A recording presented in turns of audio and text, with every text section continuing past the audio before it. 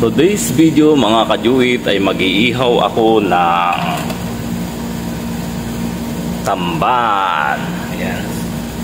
So ganito ang gagawin kong paraan kung paano magpabaga ng uling. Maglalagay muna ng papel at saka sindihan para mabilis bumaga ang uling.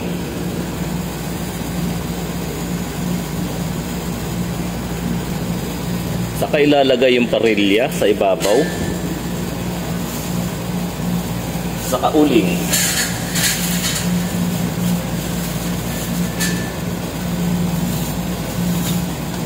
Sa ganyang paraan mga kajuit ay mabilis bumaga ang uling. Bali ang ihawan na yan ay ginawa ko na rin mga kajuit para may magamit habang ako ay nandirito sa Saudi.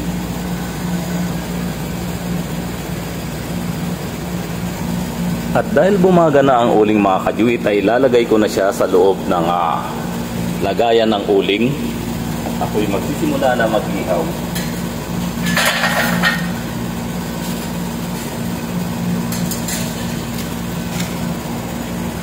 Ayan, simulan na natin ang pag-iihaw.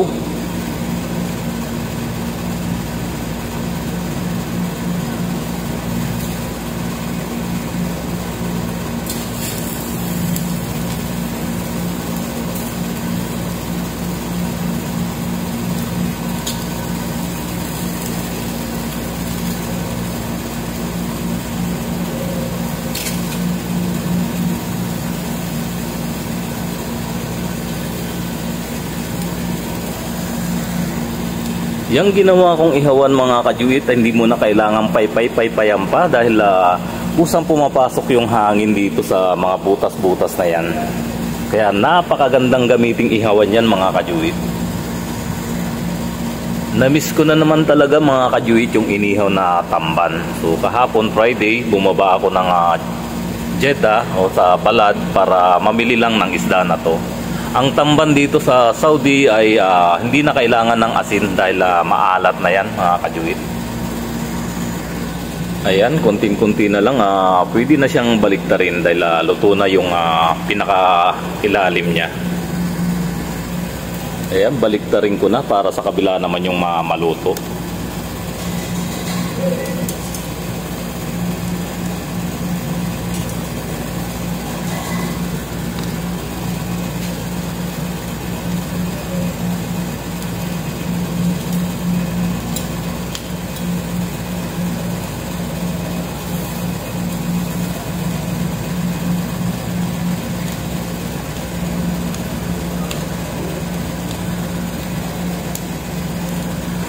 Gaya ng sinabi ko kanina mga kajuit, hindi na kailangan paypayan para sumindi yung uling na yan. Kusa nang sisindihan dahil sa yung hangin na pumapasok dyan sa ilalim, dyan sa mga butas-butas na yan ay kusang mag-aapoy yung uling.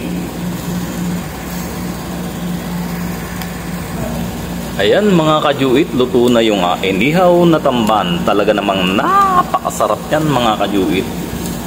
So, kainan na.